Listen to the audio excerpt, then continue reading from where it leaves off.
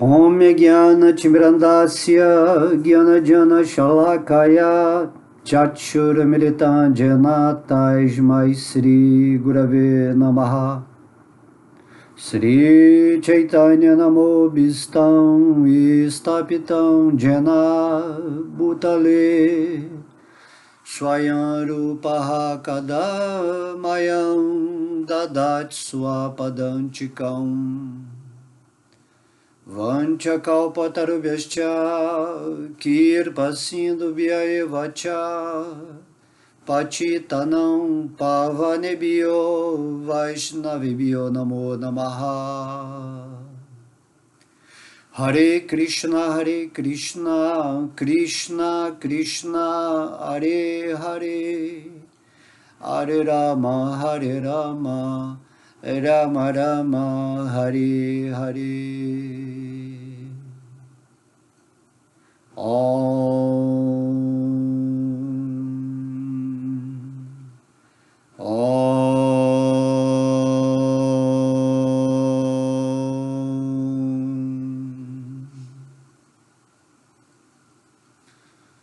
Hare Krishna, Krishna Krishna, Hare Hare, Hare Rama, Rama Rama, Hare Hare, Hare Krishna, Krishna Krishna, Hare Hare, Hare Rama, Rama Rama, Hare Hare, Hare Krishna, Krishna Krishna, Hare Hare, Hare Rama, Rama Rama, Hare Hare.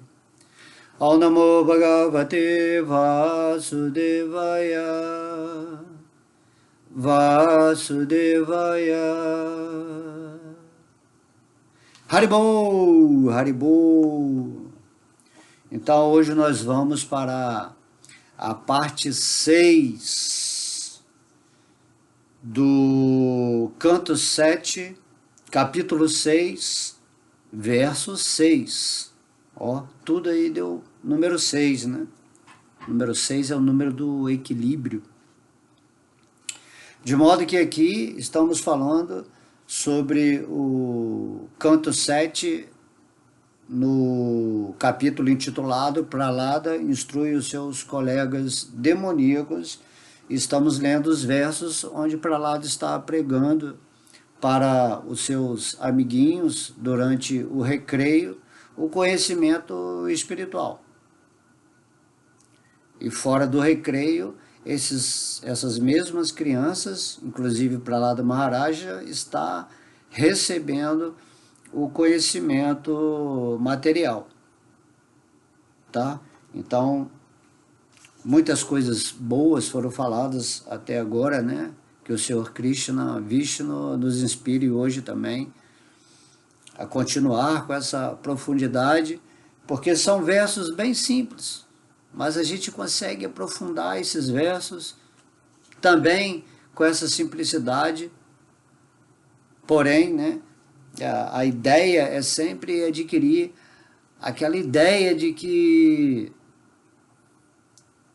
o conhecimento material tem que vir acompanhado com o conhecimento espiritual, sendo que o conhecimento espiritual, de acordo com os versos passados, tem que ter relevância na vida de todo mundo, porque todo mundo é um espírito, então tem que ter o conhecimento espiritual. É isso que Prahlada está fazendo. Prahlada Maharaj, ou qualquer devoto puro, ou um devoto avançado de Deus, a missão dele é simplesmente, né, passar esse conhecimento para as pessoas que estão esquecidas do espírito, da alma. Prahlada Maharaj está suprindo essa lacuna no recreio, né? Enquanto ele instrui os seus amiguinhos, que se deixasse eles iam só receber conhecimento material, conhecimento do ego, conhecimento temporário. De modo que nesse verso 6, Prahlada Maharaj está dizendo: Punsho varsa shatam hi ayus tadiyardam chajitatmanaha Nishpalam jada asauratriyam sete nirdam prapitastamah. Tradução: Todo ser humano vive no máximo 100 anos, mas para aquele que não consegue controlar seus sentidos, metade desses anos se perdem completamente, porque à noite, coberto pela ignorância, ele dorme 12 horas.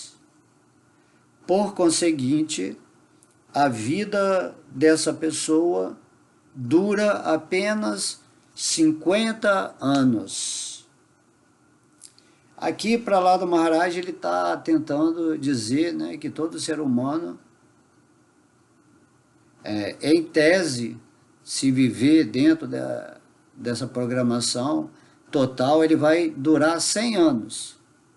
Porém, que de noite ele entra em atividades de sonhos. Então, basicamente, ele dividiu aqui o período em que a pessoa está dormindo e o período que a pessoa está, né, no estado de vigília. Apesar da nossa vida ser curta, ter 100 anos, né, perto da eternidade do espírito, 100 anos é um piscar de olhos. A gente ainda perde muito tempo dormindo. Sendo que, se nós formos analisar mesmo todas as pessoas que estão nesse estado de ignorância, de ilusão, eles estão dormindo o tempo todo.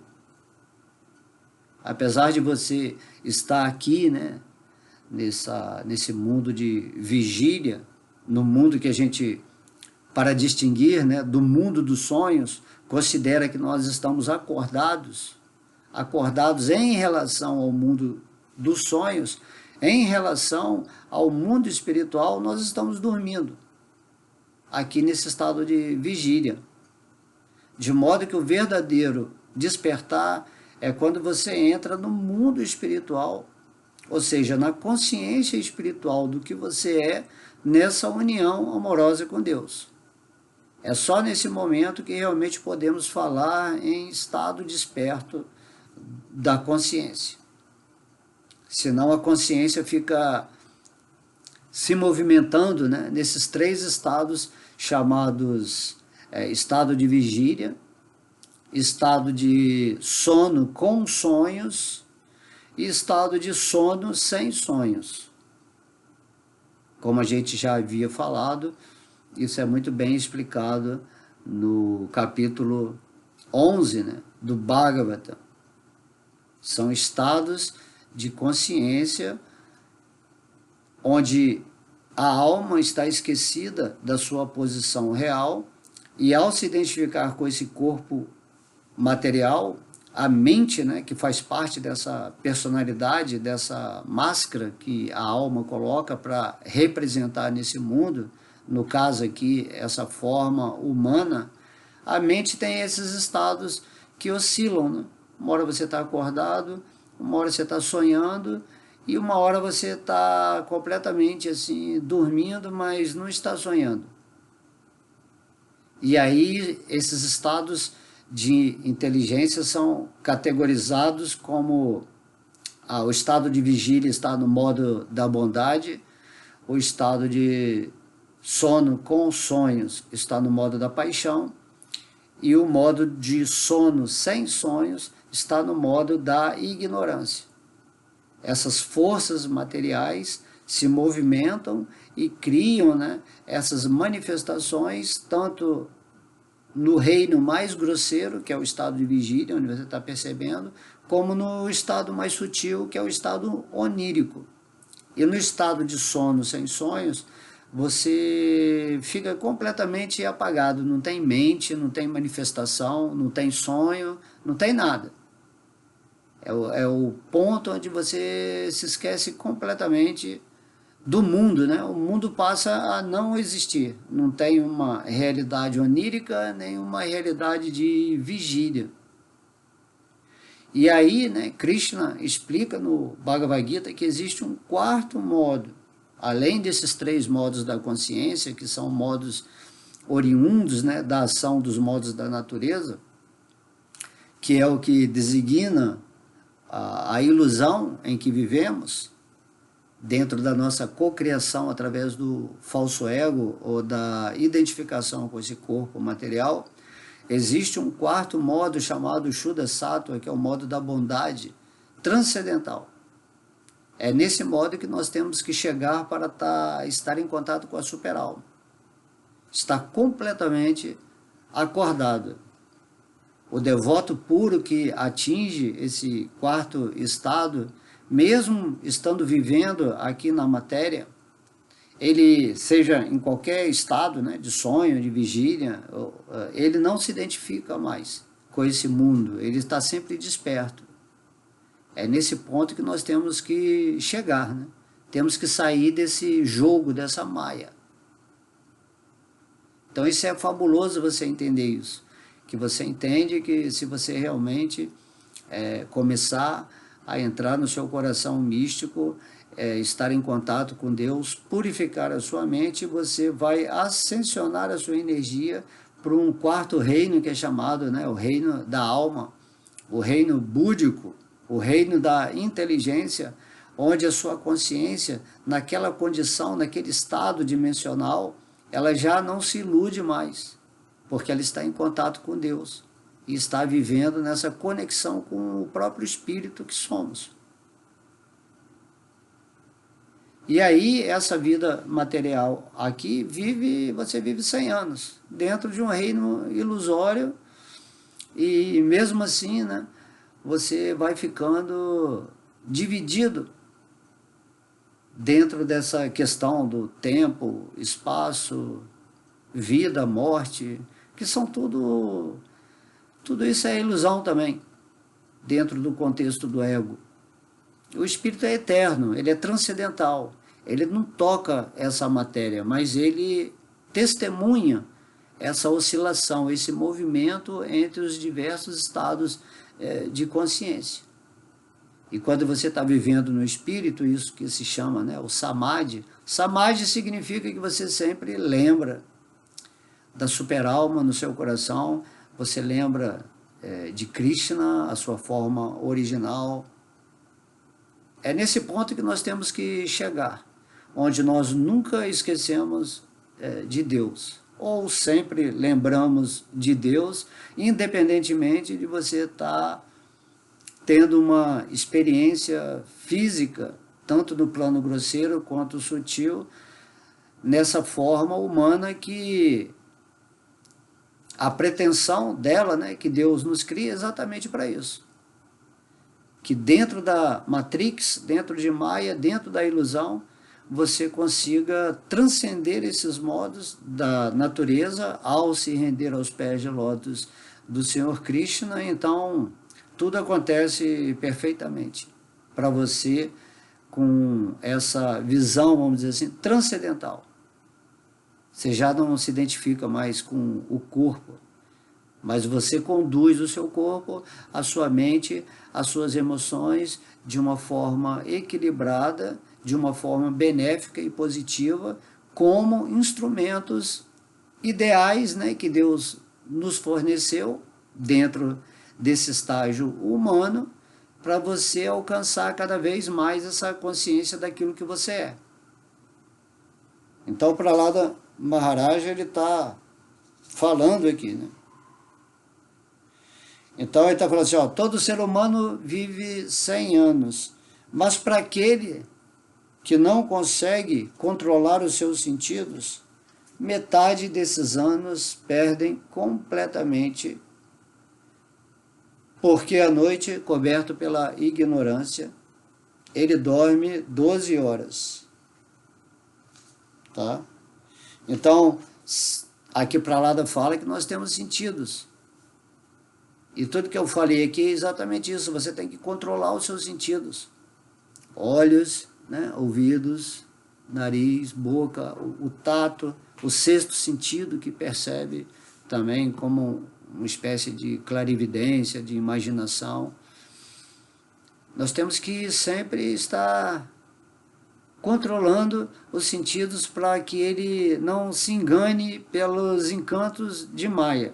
Você tem que observar as suas emoções, né? Cada objeto vai trazer para você um tipo de relação sentimental ou intelectual, e você tem que estar sempre atento, observando isso, não se envolver com essa falácia da mente, que nada mais é do que uma programação onde você está condicionado a repetir sempre aquilo que é a emoção e o pensamento que trazem prazer ou coisas agradáveis, e rejeitar as emoções e os pensamentos que trazem coisas desagradáveis. É assim que nós nos dividimos aqui com o falso ego, com essa dualidade. E Krishna, no Bhagavad Gita, ele pede exatamente para que nós transcendamos essa dualidade e passemos a ser testemunhas das nossas emoções, dos nossos sentidos, de tudo aquilo que estamos contemplando e que está, né, trazendo certo envolvimento emocional e intelectual, que se pode-se dizer como desejos, né?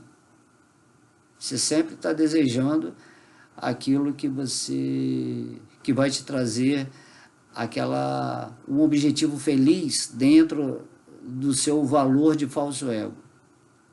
E você está fugindo de tudo aquilo que vai trazer tristeza. Certo? Mas o devoto puro que está com Krishna, que controla os seus sentidos perfeitamente, ele já está acima desse envolvimento com a energia de Maya, com esse movimento, né, desses estados de consciência. E mesmo no sonho, enquanto um devoto puro, né, está dormindo, ele não está se envolvendo com as imagens também do sonho, que são produções da sua mente. Tudo nesse mundo é a mente, né? Tudo é formado de pensamentos. E a nossa mente está imersa na mente de Deus. Por isso chamamos isso de cocriar. Quando um pensamento se manifesta naquilo que você fala que é a sua mente, o seu mundo, a sua realidade, esse pensamento, para se manifestar, ele precisa passar pela mente de Deus. A sua mente é um pedacinho da mente de Deus. Assim como a sua inteligência é um pedacinho da inteligência de Deus, assim como sua consciência é um pedacinho da consciência de Deus. Por isso se diz que nós somos partes integrantes de Deus. Compreende? Temos que agir em uníssono, em unidade com o divino. Seja feita a sua vontade assim na terra como no céu. Significa isso, que a vontade de Deus deve ser, né, o carro-chefe que vai guiar, vai direcionar as nossas tendências nesse mundo material, de acordo com o que a super-alma vai nos instruindo. Assim como na batalha de Kurukshetra, né, Krishna estava conduzindo a mente de Arjuna para o propósito que ele queria. A vontade de Deus é que havia muitos demônios naquela época que estavam atrapalhando o desenvolvimento da humanidade. Estamos aqui nesse planeta Terra, né, que é uma escola para todos os espíritos que aqui estão ascensionarem ou voltarem para o lar original, Vaikuntha Lokadama. E aí, naquela época, o Senhor Krishna, ele atuou o quê? Como guia, como quadrigário de Arjuna, que é a mesma coisa do que a super-alma que está aqui agora em nosso coração.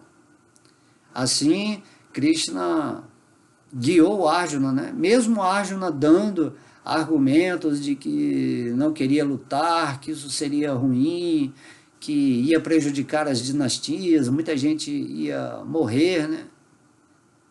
Ele achava que ia ficar manchado com sangue daqueles oponentes, né, que tinham muitos amigos do outro lado, parentes, mestres de armas. Mas Krishna falou, não, você tem que fazer a minha vontade. Não é a sua vontade. A minha vontade é a vontade máxima. Isso é o serviço devocional. Servir a Deus significa que você faz aquilo que na sua intuição, na sua inteligência, na sua luz interna, ou eu superior, né? Chame você como quiser, você sente a tendência de fazer algo que é a vontade de Deus. Isso vai se tornar muito simples de entender quando você se tornar um devoto, né?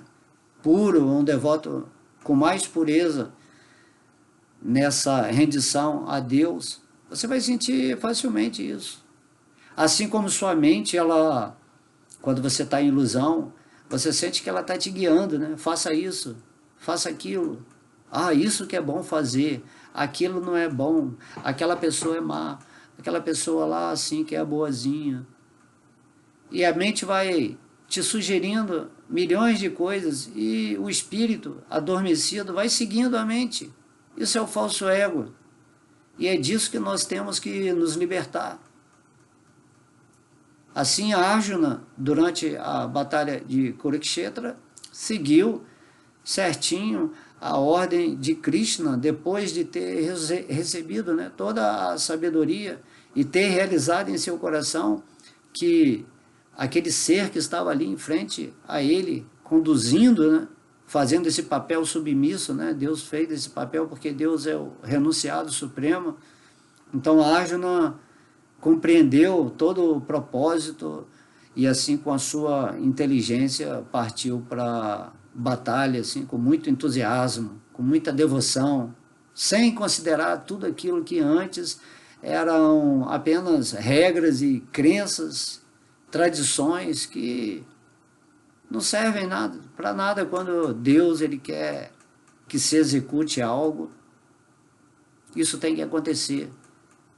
Da mesma forma, todo esse universo, cada planeta, está sob a jurisdição direta de Deus, né, que atua através dos semideuses, da hierarquia arcangelical, de mestres. Esse planeta aqui não é um planeta que está largado assim.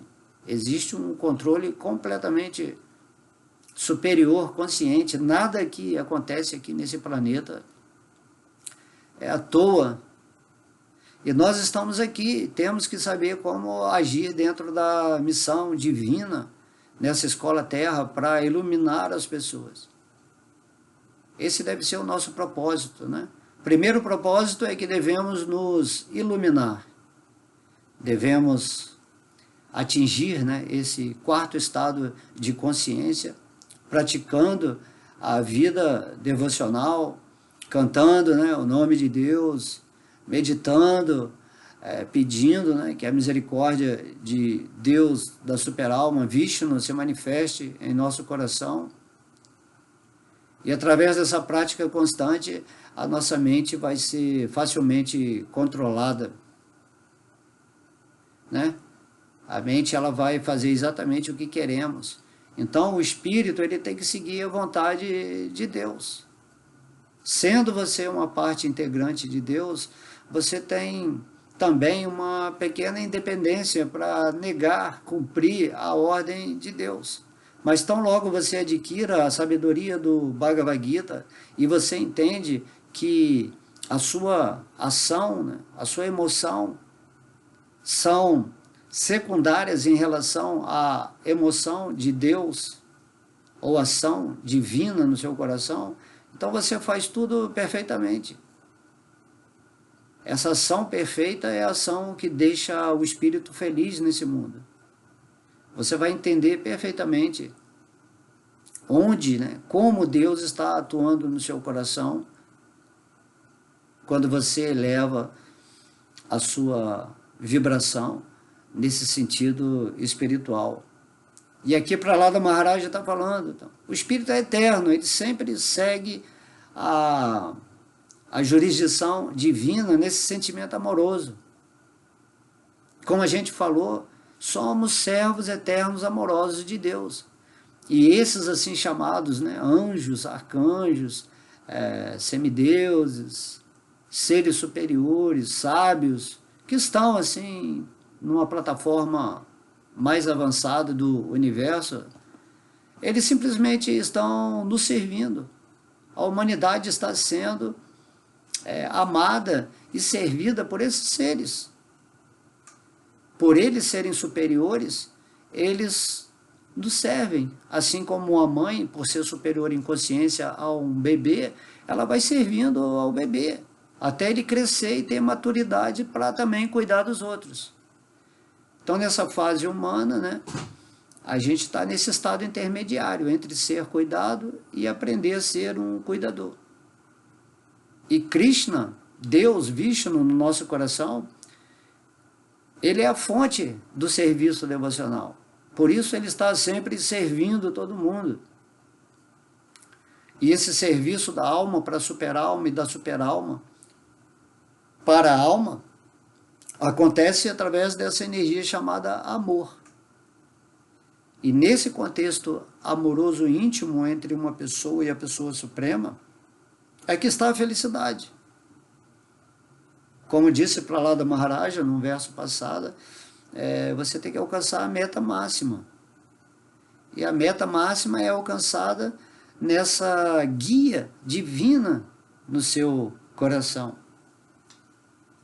Cada pessoa tem a presença de Deus e cada pessoa tem uma missão nesse mosaico aqui, né? Do universo, em cada planeta. Cada planeta também é uma pecinha de um mosaico. Cada galáxia é uma pecinha de um mosaico. E isso vai crescendo, né? Crescendo, crescendo. Então faça a sua parte. Igual, por exemplo, né, podemos ver aqui, me veio a célula, por exemplo, do coração, tem a célula do cérebro, a célula do músculo, a célula do pulmão. Cada célula tem que fazer a sua função. Não adianta a célula do coração querer fazer a função da célula do pulmão, ou a célula do sangue querer fazer a função da célula do neurônio. Compreende? Cada pessoa está aqui encaixada nesse corpo de Deus, que é essa forma universal, fazendo a sua parte. E aí a célula do coração vai ser tão feliz quanto a célula, por exemplo, do fígado. Usando essa analogia, não importa onde você esteja, o que você vai fazer vai nascer dessa tendência, da sua tendência inata. E essa tendência inata vai ser revelada para você por Deus e você vai ser muito bem usado e dentro daquele papel específico você vai ser feliz. O falso ego é que quer se destacar. Ele fala, lá o neurônio é mais importante aqui do que a célula do intestino, né? Então o neurônio lá é incrível, eu queria fazer o serviço do neurônio, eu queria ser um neurônio. Dessa maneira, né? Queremos sempre nos destacar. Mas Deus, ele não vê assim, ele vê assim, faça a sua parte, igual a Arjuna, né? A Arjuna, ele queria assumir a posição de um Brahmana, a classe, né, intelectual, espiritual da humanidade, mas ele era um Kshatriya, ele era um guerreiro, e por isso Krishna usou Arjuna, né? Não usou um Brahmana. O Brahmana não tem essa tendência inata de lutar, de combater, de ir à guerra. Então Krishna usou Arjuna perfeitamente, apesar de Arjuna ter, né, todo o conhecimento védico, e ele queria se refugiar na floresta, ele preferia virar um ser humilde do que ser aquele príncipe que já estava destinado a ter um reino, junto lá com seus irmãos, né, e Yudhishthira. Mas Krishna falou, não, você é um guerreiro, você tem que... é um kshatriya, você tem que atuar como um kshatriya. Se você querer atuar como um brahmana, você vai atuar pela metade. Não é a sua natureza. Então, cada pessoa tem uma natureza própria. De modo que aqui, né, temos que entender isso. 100 anos passam assim, muito rápido. E nesses 100 anos, metade você está dormindo.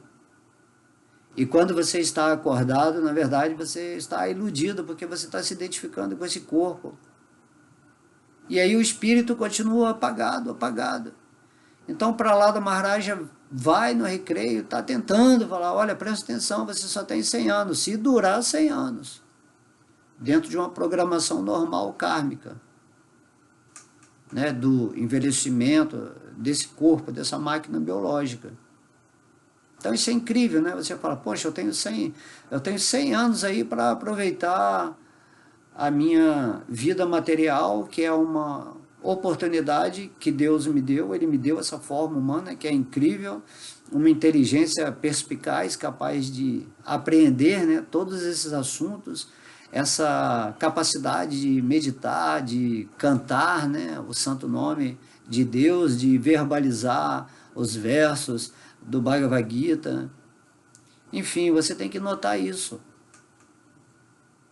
Porém, né, as pessoas elas continuam se identificando com esse corpo material e tentando desfrutar de qualquer maneira dessa vida, né? Como as pessoas falam, não, mas a vida é curta, só há uma vida, deixa a vida me levar. Esse tipo de argumento infantil, né? Então, a vida, você é a vida. Não há uma vida que você está vivendo. Você está manifestando a vida, você está co-criando a vida. E essa vida tem que ser co-criada com a vontade de Deus. Essa própria palavra, co-criar, significa que você está criando com alguém. Então você não pode co-criar a sua vida ou a manifestação daquilo que é a vitalidade que você colocou em manifestação com a sua mente, com a mente em ignorância, não desperta.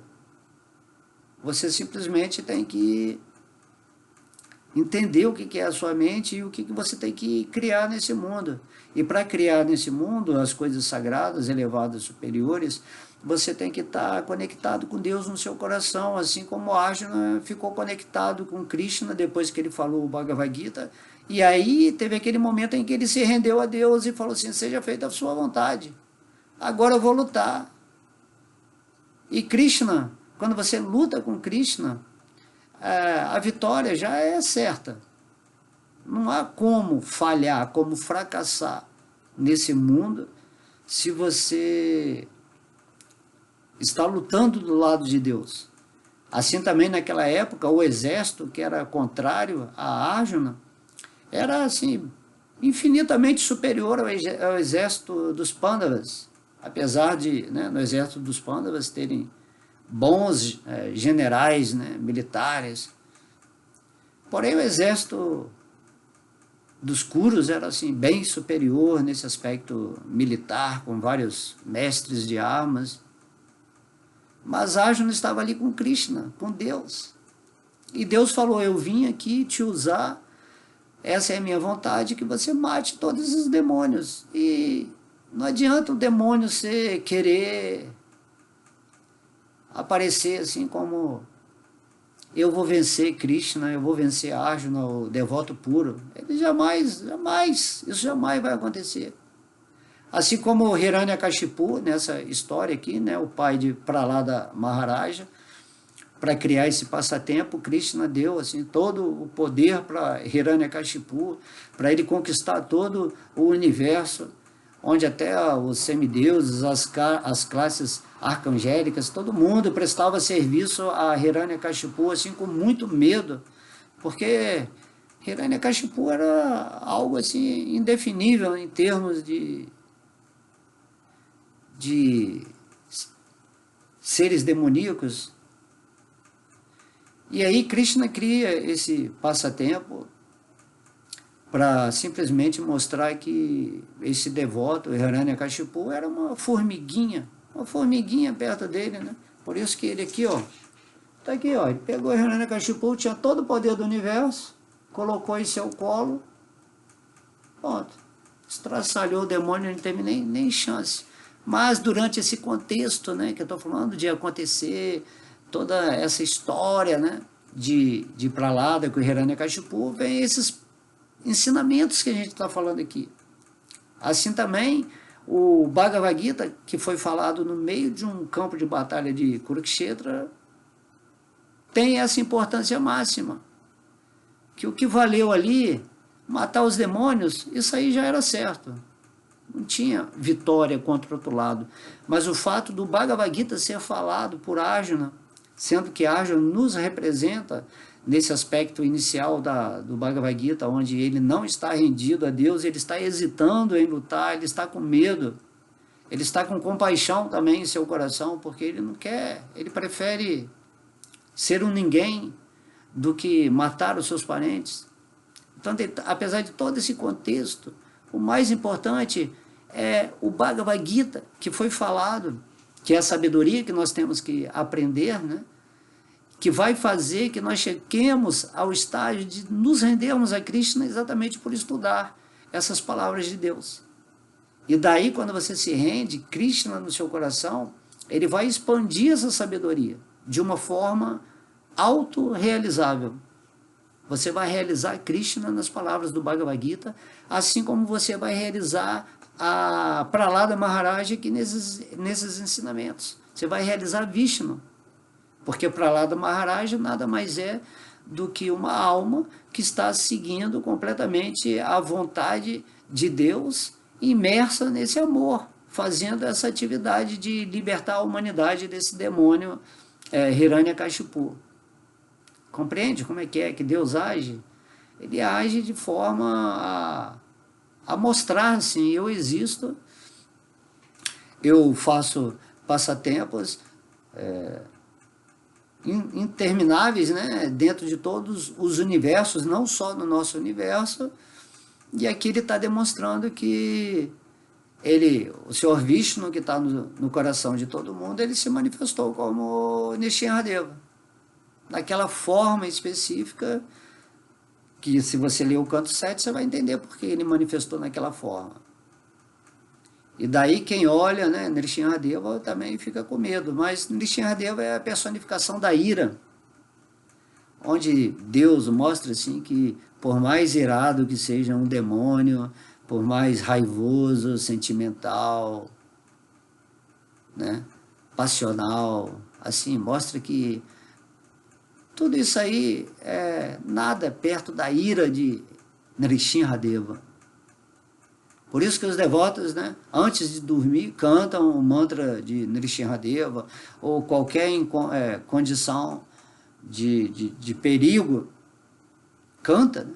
Namaste Narasrinhaya Pralada Lada Daine Hiranyakashipur Vakshaha Shilatankana Kalaye Ito Nrsimha Parato Nrsimho Yato Yato Yamitato Nrsimha Bair Nrsimha Irdae Nrsimho Nrsimha Madin Sharanam Prapadi Tava Karakama Lavarena Kama de Bhuta Sringam Dalita Hiranyakashipur Tanubrigam Keshavadrita Naraharirupa Jaya Jagadisha Hare Jaya Jagadisha Hare Jaya Jagadisha Hare. Então quando você canta esse mantra, imediatamente todos os fantasmas, obsessores, demônios, energias ruins, tudo sai do ambiente. Esse simples mantra é proteção completa, né? É a segurança completa. Então é muito bacana isso, né? Jagadisha Hari. Jagadisha, Jagat quer dizer universo, né? Isha é o controlador do universo. Então, só um ser que está controlando o universo. E se você está vivendo rendido, né, de coração sincero e amoroso a Deus, nessa passagem humana de 100 anos aqui, sua vida, você não tem nada a temer. Você está caminhando com o amigo supremo, o bem-querente de todas as almas.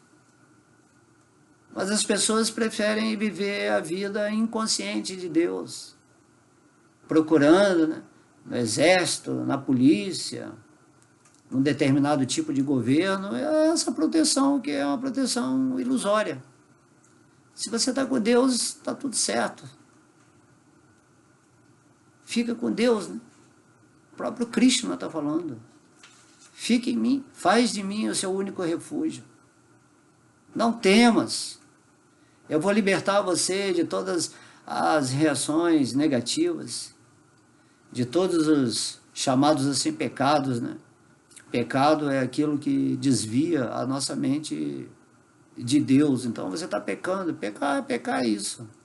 né, que ficam inventando por aí, uma opção de coisa, e aí você vai para o inferno.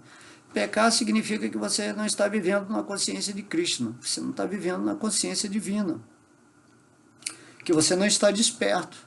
Se você não está desperto, você está pecando. Se você está pecando, você está cometendo erros dentro daquilo que se chama o reino da alma.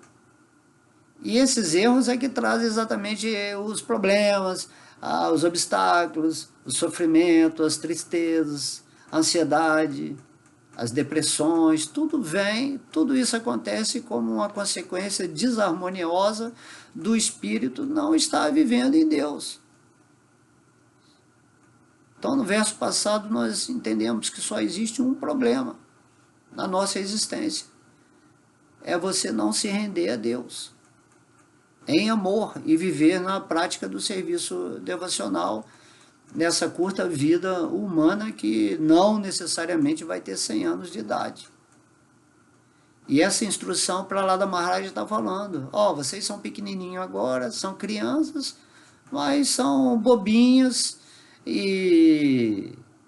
né, e não entendem assim, o que eu estou falando, porque imagina, para lá da Maharaj era um devoto puro. E a criança, aquelas crianças, imagina, ainda eram crianças, ainda iam ter que aprender muito para chegar a um estágio de se render a Deus, de chegar a esse ponto em alguma vida, né? Não necessariamente naquela onde eles iam tomar essa atitude de se render a Deus. Mas para lá da Maharaj ele já veio como um devoto puro, enviado por Krishna para participar desses passatempos de Nrsimhadeva, e isso é fabuloso. A alma assim, prontinha para instruir. E aqui no caso do contexto desse capítulo, ele está mostrando que temos que instruir as almas desde o estágio infantil em que estão em corpos de crianças. Porque o espírito sabe que ele é um espírito. E na forma de criança, a mente não está tão programada a ponto de você não ouvir com aquela atenção específica, né? Podemos reparar que a criança, ela compreende as coisas, ela ouve tudo, ela entende tudo. Ela se faz de boba, mas ela está sempre ligada, porque a mente dela está fresquinha. Então você ensina uma língua, por exemplo, né? Vamos supor, vou ensinar o inglês para essa pessoa. A criança ela aprende muito rápido. Qualquer língua, ou um instrumento musical, a mente dela está prontinha para receber todo o conteúdo. Por isso se diz que até os 7 anos de idade você formata a personalidade de uma criança. E aí para lá da Maharaj está falando aqui mais ou menos com as crianças com 5 anos de idade já introduzindo esse elemento espiritual. Por isso os pais devem realmente tentar levar sempre essa experiência espiritual para os seus filhinhos, né?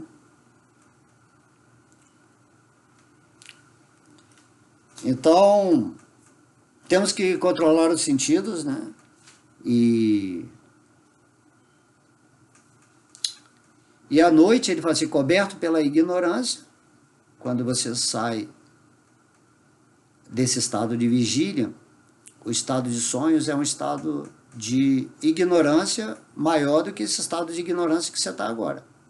E no outro estado, sono sem sonho, é o estado de ignorância completa, que ali você não percebe nem a sua existência como o eu sou, né? Eu sou um servo eterno de Krishna, eu sou uma parte integrante de Krishna, de Deus. Você não percebe nem esse eu sou, não tem manifestação do mundo, não tem manifestação da mente, é como se fosse uma semente totalmente apagada, e você passa por esses movimentos. Todos os dias você acorda, dorme, entra nesse estado de sono profundo que eles falam, né? Depois é como se fosse um recarregar de bateria. Aí você volta, acorda e começa tudo de novo. E durante 100 anos as pessoas não pensam em Deus. Kali Yuga, era de ferro. A era onde tem muita informação, tem muito encanto, muito interesse, agora com a internet, milhões de informações, a mente adora isso, E quando ela vai cantar o mantra ou ouvir uma aula como essa aqui, ela já está com sono, ela não aguenta mais. Deixou por último. Ah, quando eu estiver indo dormir, eu vou ver a palestra ali do Bhakti Alemão. E é assim que funciona. E aí as pessoas estão reclamando, ah, mas eu não entendo, eu não consigo entender Deus, eu não consigo entender o Espírito. Porque a pessoa não se rende, porque a vida dela tem que ser feita nesse sentido, dessa meta máxima. Quando a pessoa desperta, ele já não tem mais metas materiais, ele já não tem busca por prazeres assim, intensos, de forma que ele se perde. E Krishna fala no Bhagavad Gita, você não precisa abandonar o mundo, mas faz tudo de maneira moderada. Moderação é a palavra. Vive sua vida material, desfruta, mas desfruta assim, de uma forma simples, gostosa, apreciando o mundo com essa sabedoria. É outro tipo de consciência. Só quando a pessoa entra nesse estado interno de vivência, nessa conexão com o divino, é que ela vai entender o que eu estou falando aqui. A nossa missão é tentar fazer com que a pessoa aceite essa posição de pelo menos tentar se render a Deus e cantar o santo nome, estudar mais, ouvir, né, as pessoas falando sobre Deus, de pegar o Bhagavatam, de ler os passatempos, que eu já peguei toda a escritura do Bhagavatam, já falei, está lá nos meus, lá nas playlists, né, do YouTube, Fogo 108, tá tudo lá. Tudo lá, você nem precisa ler livro, só botar o fonezinho no ouvido. Mas as pessoas não querem mesmo que você dê as coisas mastigadas. Mas faz parte do processo, tá? Faz parte do processo esse burilamento, vida após vida, até chegar em uma vida que você vai ouvir isso que eu estou falando aqui de uma forma diferente. Se esse material ficar na internet, né? Depois que eu partir, né? Perder, deixar esse corpo como missão cumprida nesse planeta de acordo com a vontade de Deus, que no Bhagavad Gita Krishna fala. O devoto que me é mais querido é aquele que está ensinando essa sabedoria do Bhagavad Gita, que está ensinando para as pessoas quem é Deus. Qual o processo que se deve seguir nessa era de Kali Yuga, que é cantar o santo nome de Deus. E aí tentamos fazer isso, né? Somos pequenos Prabhupadas, pequenos Praladas Maharajas, pequenos devotos de todos os passatempos de Deus que tem no Bhagavatam. Então eu vou ler aqui o significado de Srila Prabhupada.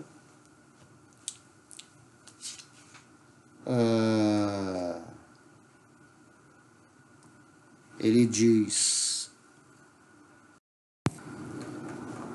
o Senhor Brahma, que foi o primeiro ser vivo criado, né, no universo, ele que é o co-criador desse universo, Deus deu potência para ele criar o universo através de sua própria potência, compreende? Co-criação. Esse universo é co-criado por um ser vivo igual a nós. Nós temos essa potência de criar um universo gigantesco.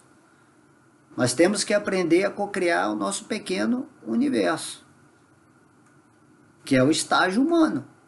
Você tem que sair daqui dessa forma, co-criando perfeitamente seu micro-universo com essa consciência divina. E aí um dia, se você porventura ficar aqui nesse universo, não voltar para o mundo espiritual, você pode chegar a essa posição do Senhor Brahma, onde você vai se tornar uma criatura, a criatura mais inteligente desse universo, que absorveu, né, todo o conhecimento, e aí o Senhor Krishna vai usar você para criar esse universo. Imagina, somos deuses. Então o Senhor Brahma co-criou esse universo, sendo ele potencializado por Deus. Legal entender isso, entendeu? Não tem ninguém nesse mundo que é superior a você, nem o criador desse universo. Esse criador do universo é a mesma alma que você é. Só que Deus vai potencializando cada alma para que a sua vontade seja feita. E a vontade de Deus em relação ao Senhor Brahma é que ele fosse o criador desse universo. Mas, na verdade, quem criou foi Vishnu, foi Deus, que está no coração de todo mundo. Então, Vishnu está no coração do Senhor Brahma, instruindo a ele a criar o universo dentro de todas as propensões de aprendizados, né, para colocar todas as almas aqui dentro, e existem milhares, trilhões de Brahmas, infinitos universos, e nós estamos falando aqui do nosso universo do Brahma de 4 cabeças, que é um pequeno universo. Existem universos muito maiores do que o nosso. Então, Prabhupada fala, o Senhor Brahma, um ser humano e uma formiga, todos vivem 100 anos. Tá? Então, mas os 100 anos de cada um deles seguem uma contagem que obedece a padrões distintas. Então, isso é muito interessante, né? Os 100 anos de cada ser, lá nos planetas superiores, intermediários e inferiores, é relativo. Os 100 anos de um cachorro é 16 anos de um ser humano.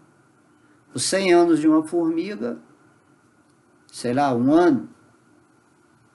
Tem ser que aparece, fica um pouquinho e morre. Uma flor também, né?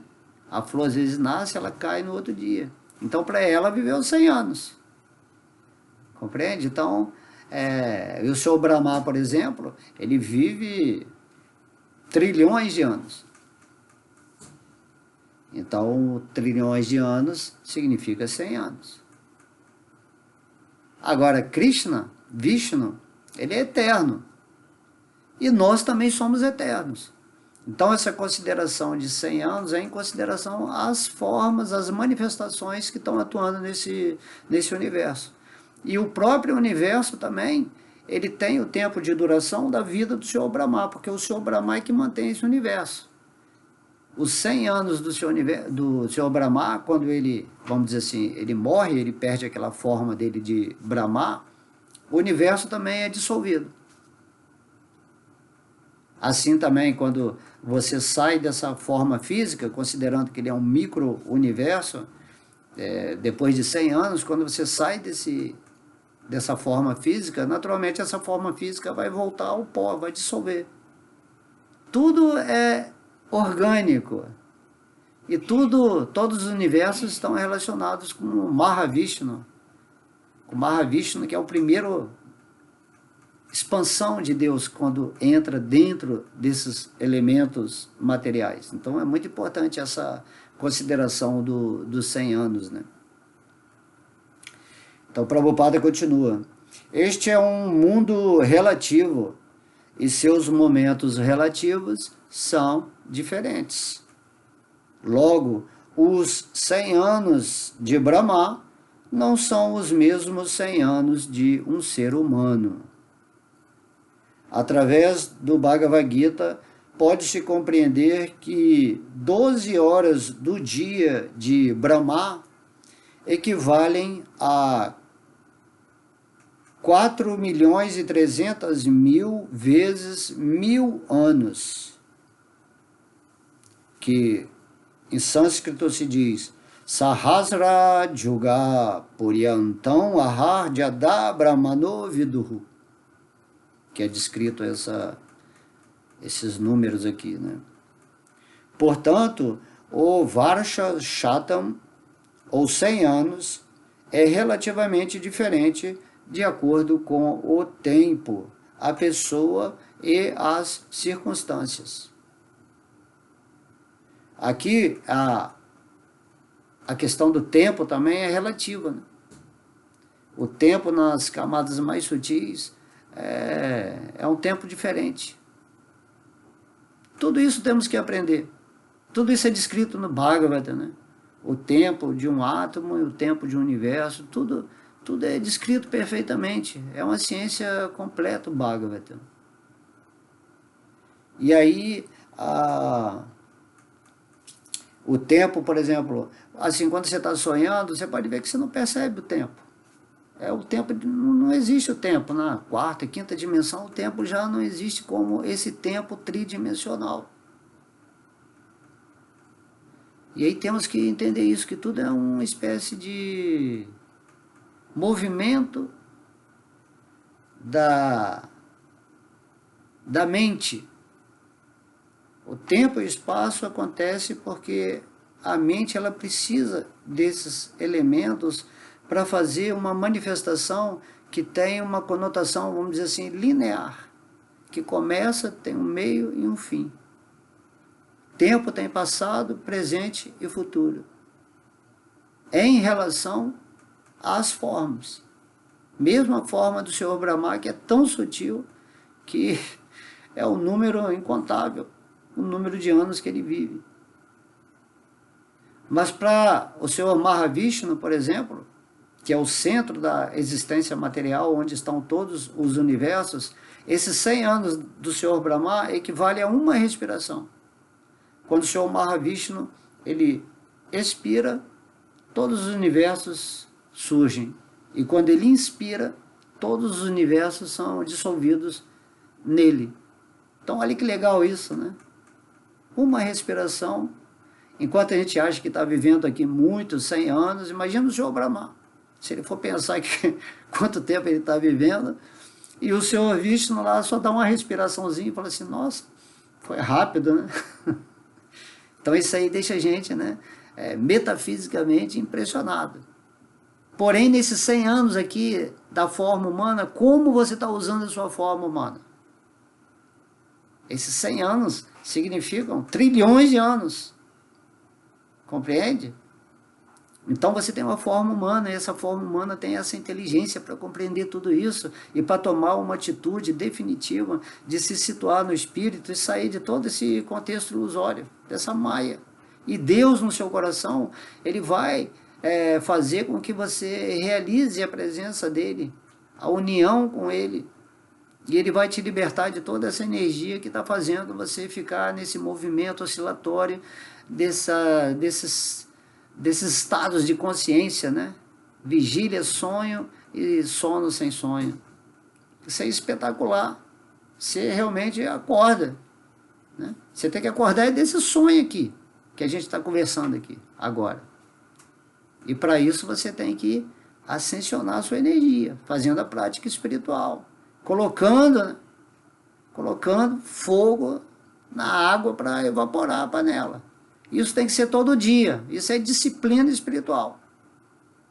E você vai chegar num estado de ser nesse mundo, onde você vai dizer, eu estou nesse mundo, mas não sou desse mundo.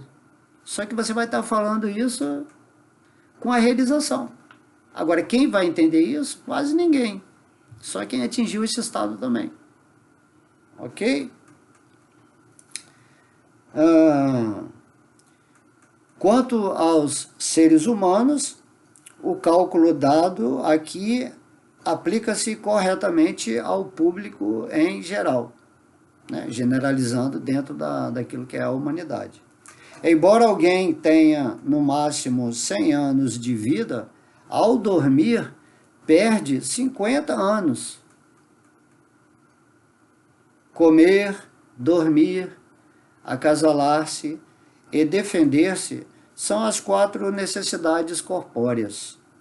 Porém, para tirar pleno proveito da duração da vida, quem deseja avançar em consciência espiritual deve reduzir essas atividades. Isto lhe dará a oportunidade de usar plenamente a sua vida. Então aqui um devoto puro, Srila Prabhupada, Prahlada Maharaj, estão pedindo, use devidamente a sua vida, porque a vida humana, quando ela não está espiritualizada, ela está animalizada, vamos dizer assim, ainda com a consciência inferior. E o que é uma consciência animalizada? É a pessoa que só vive, né, para comer. Ela só pensa em comer o tempo todo, o que ela vai comer hoje, o que vai comer de manhã, de noite. Ela só está pensando em dormir, descansar, né? Eu tenho que dormir, eu tenho que relaxar, porque o mundo é tão tenso, tantas coisas, e muitas pessoas nem conseguem dormir, né? Mas é aquela tentativa de dormir, acasalar-se, né?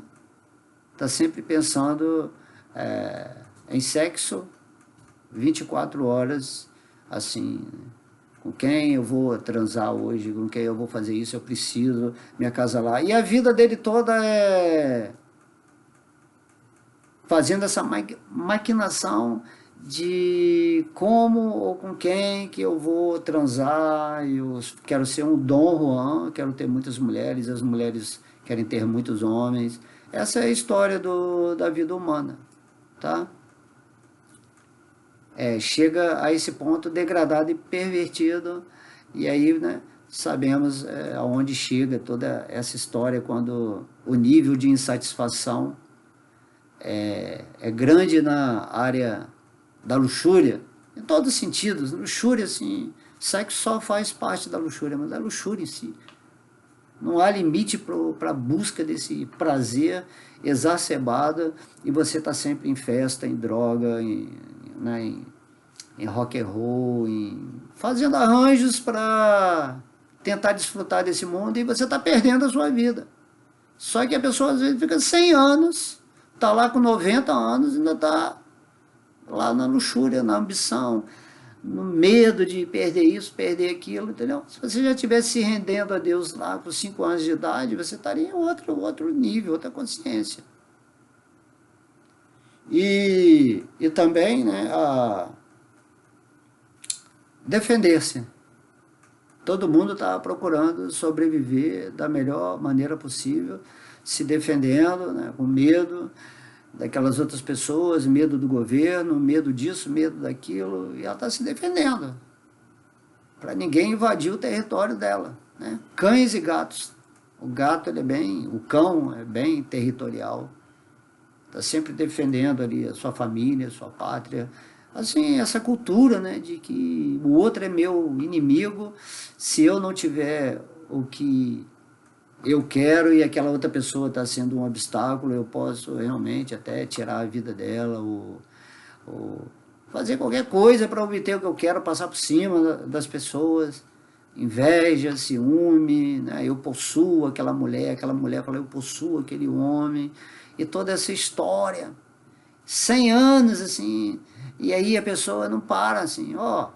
Aí chega um devoto igual para lá do Maharaj, igual para o Prabhupada, e fala, olha, você é um espírito, você é uma alma, isso tudo aí é a sua mente em movimento louco, e no sonho também tem pesadelo, e essa luxúria, tudo continua no sonho, e a mesma história vai se repetindo, desses estados de consciência alterados, né, baseados no falso ego, na falsa identificação com esse corpo material, e nós temos que escapar disso, e só temos 100 aninhos de vida para fazer isso, sendo que 50 anos você passa dormindo, e os outros 100, outros 50, você está fazendo uma opção de coisa que é completamente inútil.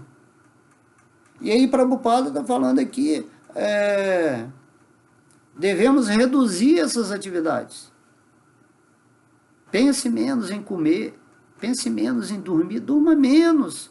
Busca o seu tempo que você tem ainda, né, que a morte pode estar a qualquer momento, para estudar essas coisas, para se aprimorar no conhecimento, para glorificar o divino. Aproveita. Fica pensando, eu gosto de dormir 12, 13 horas. Não, dorme uma boa quantidade, um sono bem dormido, né?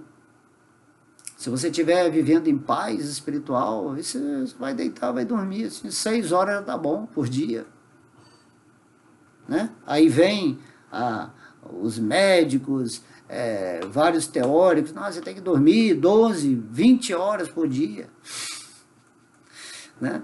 E não tem que dormir. A alma não dorme, o espírito não dorme. Você tem que estar agindo também no sonho, com consciência. Você tem que despertar completamente. Não deixar o seu corpo, a sua mente mandar em você. Você é que manda na mente. Ter um corpo hiper saudável, uma mente ativa, coração desejoso de levar essa informação, felicidade para todo mundo. Você tem que ter esse princípio ativo enquanto você está encarnado aqui. A vontade de Deus é que você seja feliz nesse mundo. Ananda manifesta essa essência da sua alma, do seu espírito, plena consciência. Fica sempre no eterno. Compreende? E aqui também fala, né? Acasalar-se, defender-se, né? A pessoa que quer se defender de todo mundo, acha que todo mundo é inimigo, é porque ele não está vivendo com Deus. Você tem que olhar as outras pessoas, a presença de Deus ali. E se você está com Deus no seu coração rendido, vivendo em amor, aquela pessoa que provavelmente poderia até ser o inimigo seu kármico nesse mundo, porque Deus está no coração daquela pessoa, ele vai cortar isso, essa tendência do outro te prejudicar. Mesmo porque se outra pessoa prejudica um devoto puro de Deus, um devoto que está avançando em consciência, ele vai ter uma reação assim imediata, uma reação muito brava. E aí temos, né, que imediatamente acordar desse sonho. 100 anos, muito pouco tempo. 50 anos. Acho que nos próximos versos ainda a Pralada vai falar o que a gente faz para ficar mais preso ainda aqui, né? Bom, então já deu 1h06 e terminando aqui que Prabhupada vai, né, tá dizendo que se você deseja avançar na vida espiritual, você deve acalmar suas atividades que são muito externas, né, que está fora do controle dos sentidos, porque a mente quer fazer tudo ao mesmo tempo, ele quer fazer 1000 coisas ao mesmo tempo, ele não sabe se concentrar, ele não sabe meditar, ele não sabe interiorizar a alma dele no coração místico, onde você vai ter essa sensibilidade de perceber Deus. É isso que temos que fazer. Krishna está falando o tempo todo isso no Bhagavad Gita. Tá? Então, Prabhupada fala, se você reduzir essa propensão de comer, dormir, acasalar e se defender, isso lhe dará a oportunidade de usar plenamente a sua vida. Aí você vai se preocupar com outras coisas. Você vai se preocupar com o espiritual. Deus vai trazer o que você precisa comer. Deus vai trazer um sono tranquilo para você. Deus vai trazer a moderação do desfrute na sua vida. E Deus vai ser o seu protetor. Ele fala isso no Bhagavad Gita. Eu sou o amigo, o protetor e o bem-querente da alma que se rendeu a mim. Não temas, pode seguir. Segue forte. Segue forte, independente do argumento de qualquer um ou de qualquer situação que aconteça na sua vida. Siga, porque o que está acontecendo na sua vida quando você está rendido a Deus está diretamente sendo manifesto por Deus dentro do seu coração. Ok? Então, um verso muito bom, muito legal, e vamos aproveitar aí, ok? Que Deus sempre abençoe a sua vida, o seu tempo, o seu espaço, a sua necessidade, e vamos seguir porque o tempo está passando, ok? Um beijo no coração, muita luz, muita paz. Haribo!